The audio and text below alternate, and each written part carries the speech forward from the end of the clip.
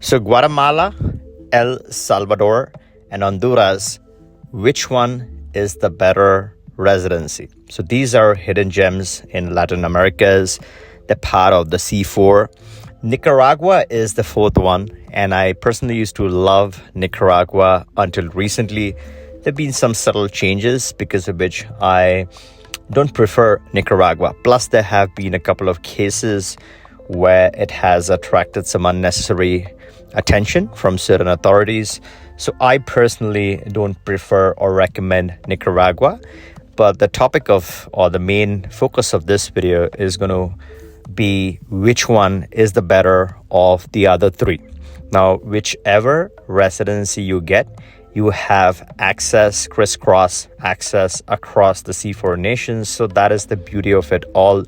This pact is slightly more flexible and better, in my opinion, as compared to the Mercosur treaty. With Mercosur, they have updated the framework to include a couple of restrictions which weren't existing before. So for those reasons, I think C4 is a safer bet for a lot of people. So when you compare these programs head on, with El Salvador, you could get that with a passive investment route. It's again very fluctuating. It's not streamlined. Plus, the biggest disadvantage with El Salvador is that you have to strike minimum physical presence. If you're away for too long, then your residency could be taken away. So there is that restriction, which really kills it for a lot of people. A lot of expats want a flexible option. Not that you're going to use this as a paper residency all the time. Maybe you want to go and genuinely establish connections, get the passport, etc. But you don't want the pressure of being in the country for a fixed amount of time. So you want to have the flexibility, and you get that flexibility with both Guatemala and Honduras. With Honduras, there is a specified time frame, 4 months per year, but then there is a fine that you can pay and waive that in certain cases. So that again brings it at par with Guatemala. I personally like Guatemala more than Honduras because Guatemala has, for a couple of reasons. I'm going to discuss this in detail. But before I deep dive into this head-on comparison and which one is the best, which is of course Guatemala, why it is the best, and that's really what I want to discuss and share with you. But before we get started, make sure to subscribe to this channel if you haven't subscribed already to stay on top of the best options within RCBI. These options literally change by the month in some cases. So you'll be immediately notified about any changes or any trends that might impact any of these programs. So with Guatemala, the biggest advantage is that the monthly threshold to qualify is $1,250, right? As compared to Honduras. Honduras is $2,500. So $1,250 is literally half the amount, right? And this has to be a qualifying income. So if you have that qualifying income of $1,250, then you qualify for Guatemala. Again, it is double for Honduras.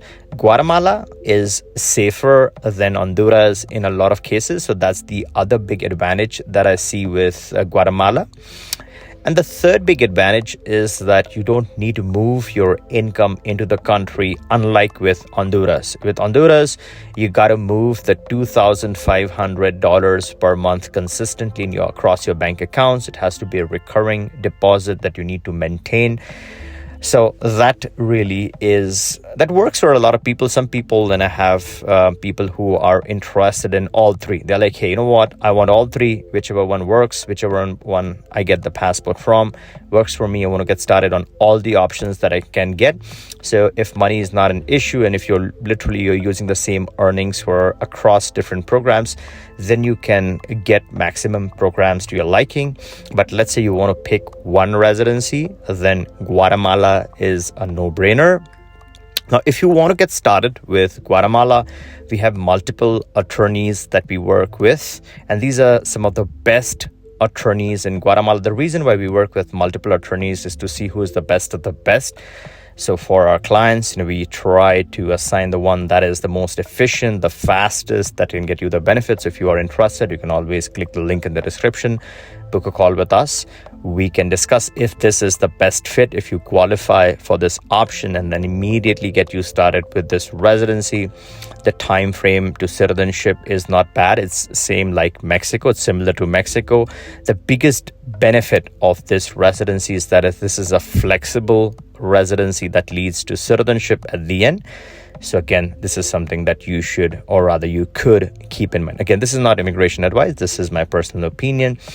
And hope you liked this video. If you did, give me a thumbs up. That really helps.